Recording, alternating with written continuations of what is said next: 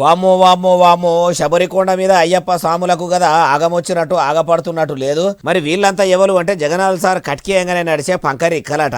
హైదరాబాదులున్న Nampally CBI కోర్టుకు హాజరు పడుతుండు అని ఎరకయి ఆయనేదో దేశం కోసం పోరాటం చేసి న్యాయస్థానానికి వస్తున్నాడన్నంత బిల్డప్లతోని ఇట్లా రాజన్న రాజకీయ వారసుని వెనకపోట నడిచేటోళ్ళు రచ్చ సురువు చేస్తే వాళ్ళని ఆపేదందుకు పోలీసుల లాఠీల పానం టోపీలకు వచ్చినంత పని అయిందట.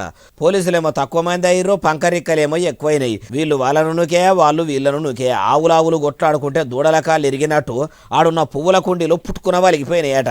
ఇక జగనాల్ సారు 6 ఏళ్ల తర్వాత కోర్టుకు హాజరు పడబట్టే చాలానే పరిశాన్ ఉంటుందని ముందుగాలనే హుషారైన హైదరాబాద్ పోలీసులు నాంపల్లి కోర్టుకు పోయే తొవ్వల నాంపల్లి మార్కెట్ చౌరస్తా, రెడ్డి హిల్స్ చౌరస్తా, దేవీబాగ్ ఏరియా, ఖైరతాబాద్ తొవ్వ, బజార్ ఘాట్ల చిన్న చిన్న సందులు గొంతులు అన్నీ కూడా ఎక్కడికక్కడ బారికేడ్లు పెట్టి భారీగా ఆపేస్తే పబ్లిక్కు మస్తు తక్లీఫ్ అయిందట. మరి జగనాల్ సార్ ఎందుకు కోర్టుకు హాజరు పడ్డాడంటే అప్పట్లో అడగోలుగా ఆస్తులు సంపాదించుకుంటూ వీటికి లెక్కలు పత్రాలు ఎవ్వి లేవని అక్రమాస్తుల కేసు విచారణ ఉంటే దానికి హాజరు పడితే ఇంత హంగామా నడిచిందట. ఈడు అసలు ముచ్చట ఏంటంటే ఆంధ్రప్రదేశ్ ముఖ్యమంత్రి జగన్నాథ్ సార్ పని చేసిందేమో ఏపీలో. ఆయన మనుషులైనా ఆయన అభిమానులైనా ఆంధ్రప్రదేశ్లో ఉండాలి కానీ తెలంగాణలో కూడా హైదరాబాద్లో ఇట్లా ఇంతమంది ఉన్నారంటే వీళ్ళంతా ఇక్కడోళ్ళ అక్కడోళ్ళ ఎక్కడోళ్ళు అని అందరూ అనుకుంటుర్రు అంటుర్రు ఏ ముచ్చటిన్నోళ్ళు.